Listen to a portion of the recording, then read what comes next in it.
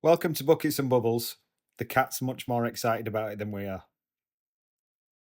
Yeah. Mike, why is it called Buckets and Bubbles? Sorry, I'm just letting my cat out. Is that a euphemism? Yeah, well, it's called Buckets and Bubbles because BLC sit in a bucket and West Ham sing a song about bubbles. Couldn't be asked, could you? No. It's not the week. I could have 5. Should we start with Leeds? Yeah. Leeds away at Arsenal. What can I say about that? I can say I went into it with an element of optimism that I thought, I don't think we're going to win by any stretch. It was always going to be hard, but I didn't expect that. I did not expect that. And quite frankly, I don't want to look anybody in the eyes. Second game of the season. I'm not going to get carried away. I've got the old team news up. Hang on, I'm just swapping it over. So this is what I'm going to say. We were always going to find it tough. And I thought we rode the storm for the first 10 minutes. I thought then we grew into the game a little bit. We had the best chance in the first half hour, 35 minutes or whatever. Pascal strike with the corner, and it was a good save, but it was sort of straight at him.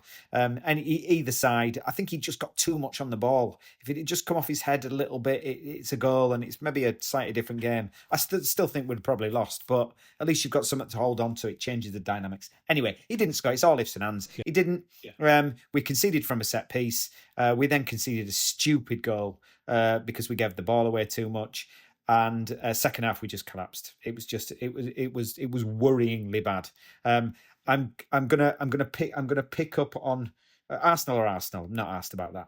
I'm gonna pick up on a couple of things. I think the goalkeeper that we've brought in.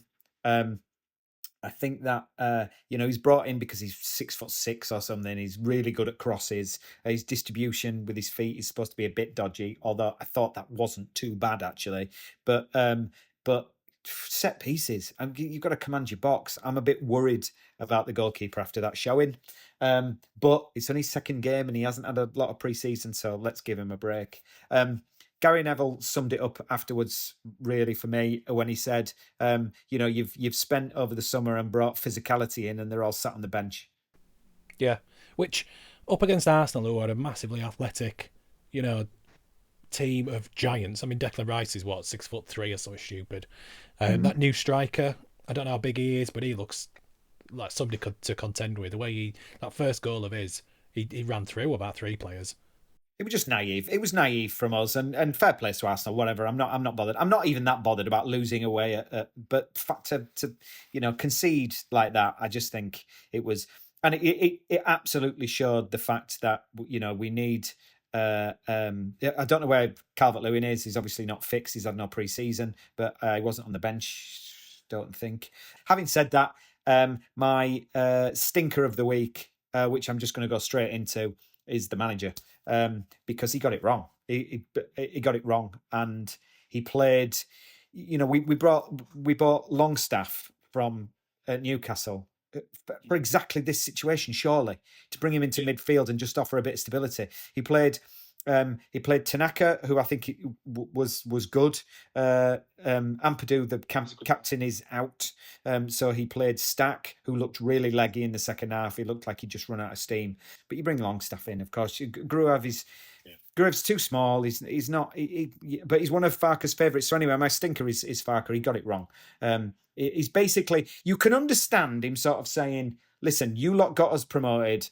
Go out there. Here's your chance. Go out there." And maybe he thought to himself, "This is a free hit. We're not going to get anything anyway. Go out there and see what you can do." But we were so out of our depth.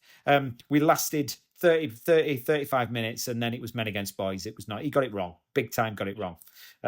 So hopefully we can strike that off, because if we strike that off quickly, we've got a cup game against Sheffield Wednesday on Tuesday, I think. Tuesday or Wednesday. It feels like that should be an own goal. What's the phrase? It should be, an own goal for you, yeah. Massive trouble. So, and then we've got Newcastle back at Ellen Road on Saturday night. So massive week, and players coming in, because if Rasmussen is going out, then I think there. There is. Sorry, we've signed whatever his face is. I can't remember his bloody name. From AC Milan, who looks the part. He can play up front, and but he's had his injury problems as well. And this is the thing, it's like I was saying last week that if, and Farker said this in his press conference. He said that if these players didn't have slight injury doubts, they won't be coming to us. We won't be able to afford them. Right. Anyway, that's us. So talk to me about Chelsea. Well, it's an area of London which is quite well off. Well, yeah. I mean, what's to say? I mean, like, we started off amazing. I think that Paqueta goal was an absolute worldie, and it just thought, right, season's started now. I'd have been after those first two goals, after we scored and then they scored not long after, and then Fulkrug's goal got, after as soon as Fulkrug's goal went in, I was like, that's it. We are. I think we were on for a Desmond. So I weren't thinking we were going to hold that lead. I thought at best we'll get a Desmond here, but I was like, this is it. This is brilliant. And Paqueta has been hit and miss over the last 18 months. Probably understandably so, given everything that he's been going through, and it was an absolute joy to see that kind of player back for that first 10 minutes.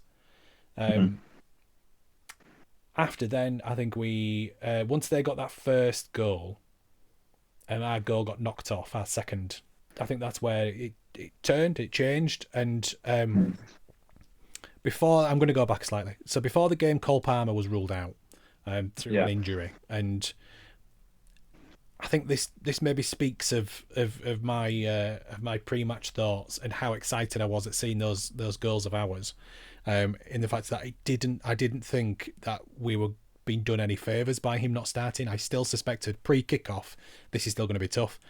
Cole Palmer's an amazing footballer, but Chelsea got absolute depth, and just it does not matter if their star player isn't playing, because they've got 10 on 10 more queuing up behind them. So I mean, like, a lot of people were rubbing their hands and going, and I was like, no, I've seen too many games against Chelsea over the years, and we've had his results against them, and we've gone against the grain a little bit every now and again, but overall, did you nearly just say you'd played too many games against Chelsea then? Personally, yeah. I've personally played against their top 11 on my own. And, I got a couple of results.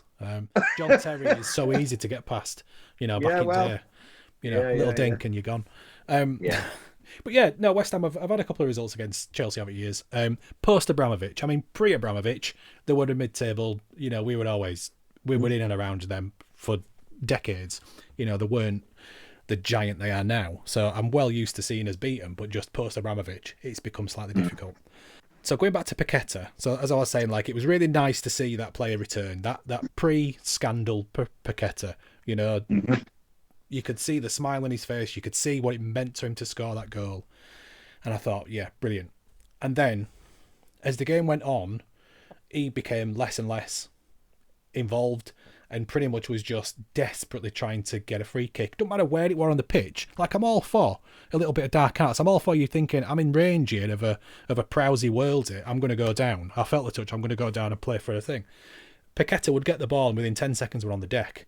And it's like, get up, man. You're in our half at the side on the right wing. That's not going to help us. Stay on your feet and make a pass. I would rather him make 5 passes and 3 of them not land, than fall on the deck within 10 seconds of receiving ball. You can have Gruev. Gruev makes 10 passes and 9 of them don't land, so you can have him. Yeah, I'd take it. Do you know what I mean? I like that. But there was elements, there was times in this game where, and I'm talking about when we were maybe 3-1, where Chelsea were starting to rampage a little bit. There was times in the game where we were playing on the deck, triangles, and it's nice to see there's some nice bits of football happening. But the thing is when those triangles between Kilman and Diouf and where, you know, Paqueta coming deep for it and all that. It's that transition then to the forwards where it's absolutely falling on its ass. And it's like you can sit on a halfway line and play these little things and get a decent stat going of possession and stuff. It means absolutely nothing if you can't do anything with it. And it's like, I've moaned for years and years under Moyes that we were just playing shitball, and we were. And, you know, I'll stand by it today, that we played absolute dross under Moyes. But you can go too far the other way, and I think that's what we've done is we've tried to be Barcelona with Brentford players. No disrespect to Brentford, but you know, that's controversial. I mean, you know, cheap players. I will say this though. When you started talking about transitions and triangles, and passages of passing and play, I zoned out a bit. I mean, that's that's really boring. That's top level coaching. That's And it's not. top level analysis. Do you know? I don't like whenever we lose. I don't like listening to or watching any of the other YouTubers and stuff. But you know, there's been a day or two since, and I've caught up on it, and I've probably osmosisly picked off the cleverer people than me have been saying, and part yeah, off it's as good. my own. Yeah, really good. It's really good. I like it. Yeah. Who's your stinker? my stinker is Hermansen still. Last week I was talking about his early days. He needs to get to know his centre backs, and I still maintain that to a degree. But he's awful at it were corners and crosses and stuff. We were awful at, and to be a Premier League goalkeeper, that's your bread and butter. I don't care if you can, you know, sweep a keeper. Your distribution is silky or whatever. I don't care. This is the Premier League. You need to be able to stop a cross, and he can't. He looks about 5'3" in that net. You know, he looks like he's 10 years old. And right now, 40-year-old Fabianski, I'll take back tomorrow. You know, and his distribution is lump it long. You know, he's a Moyes keeper, but he'd stop that. Areola would stop that.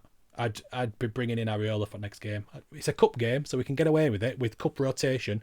But he needs. I like Areola. I like it with little breadsticks. You know, that you dip in. Yeah, it's good, isn't it? Yeah, quite. Yeah. I'll garlic and out. I'm just happy. Garlic. Yeah.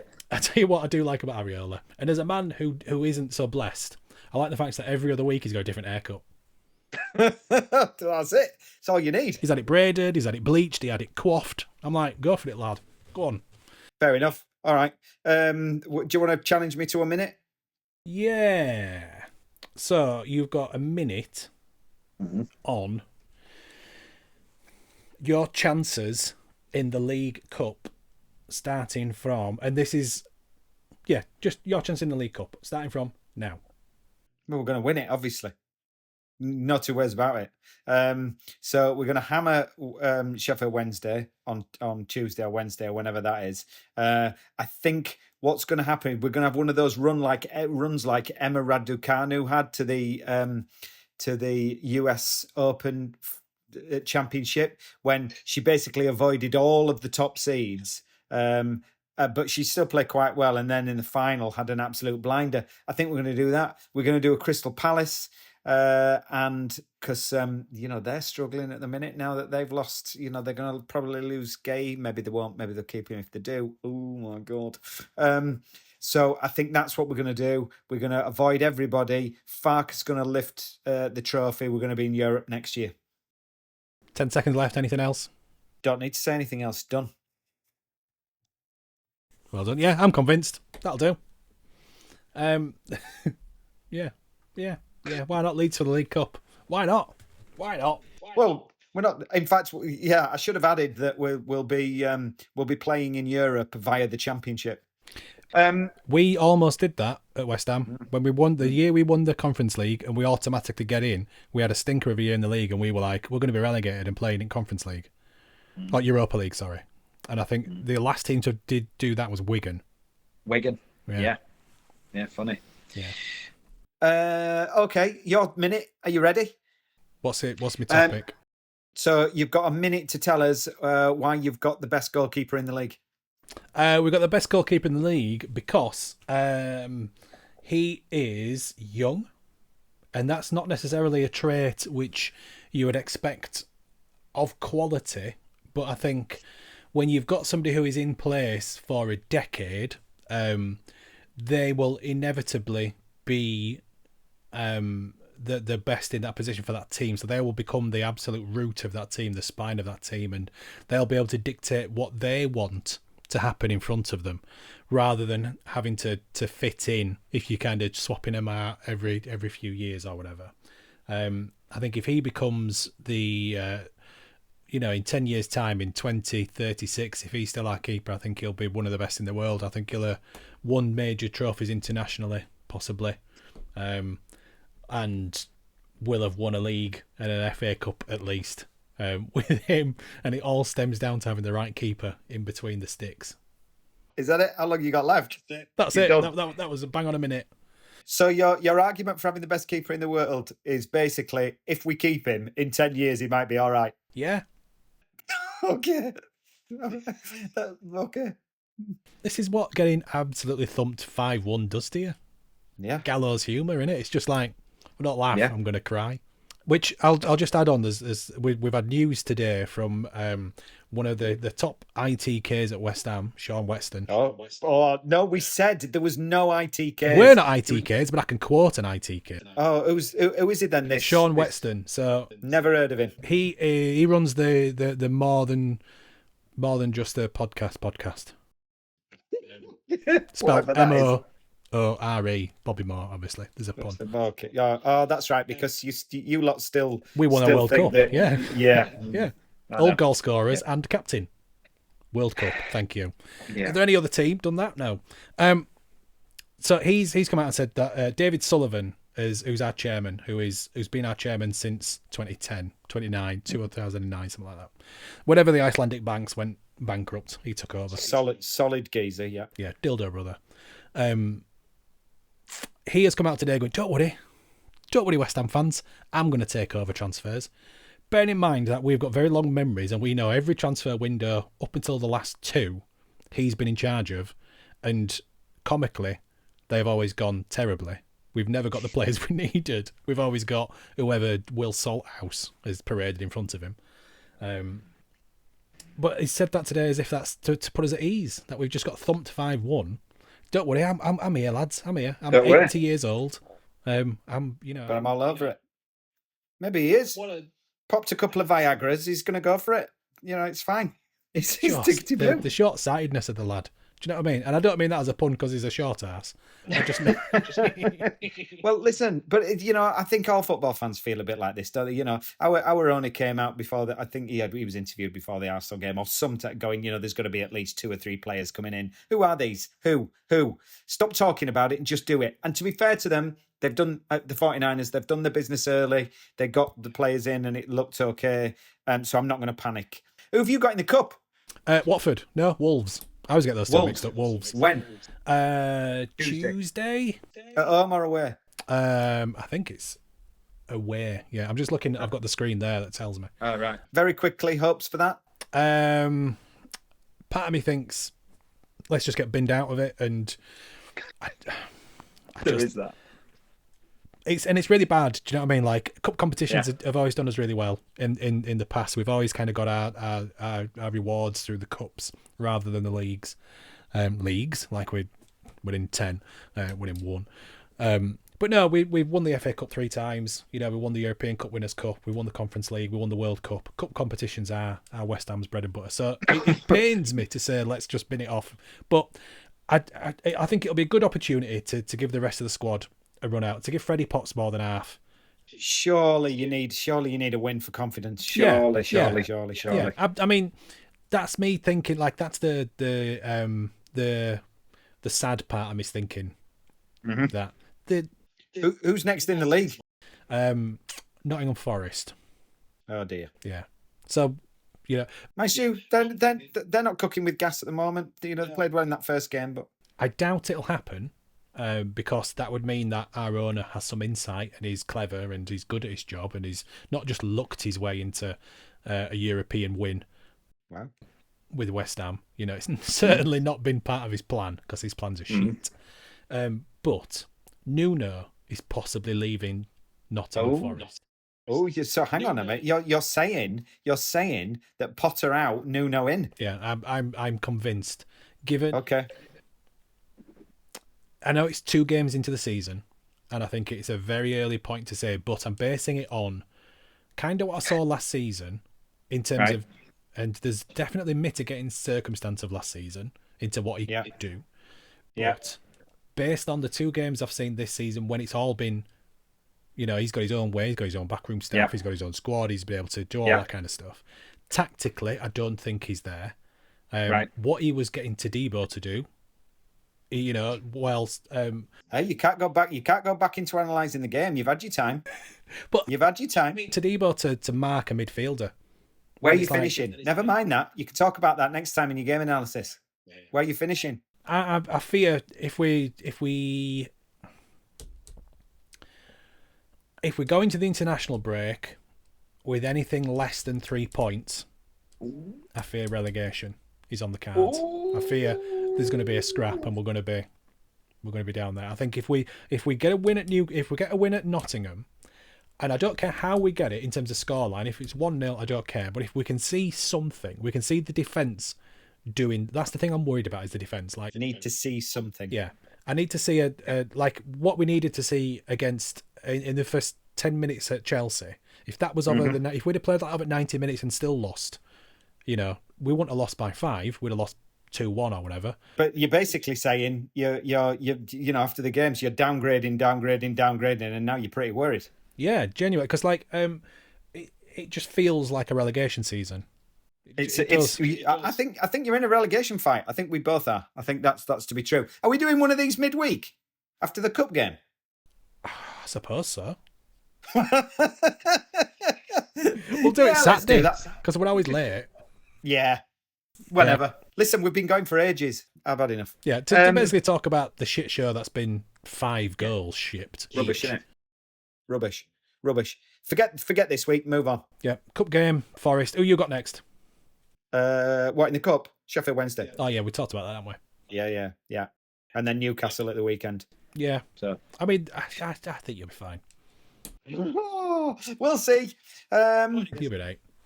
Well, go find a different sport to watch. I might go watch some golf. I've been watching Star Trek all week. Do that. Yeah, I'm gonna finish that. Do that. Yeah. See you next time. Yeah. Don't forget, like and subscribe. This will be the last football podcast of the week. Every week, everybody else will be out much faster than us. Because they give a shit. Yeah. We're just doing it for laugh. So yeah, don't forget, like and subscribe. Yeah. See you there.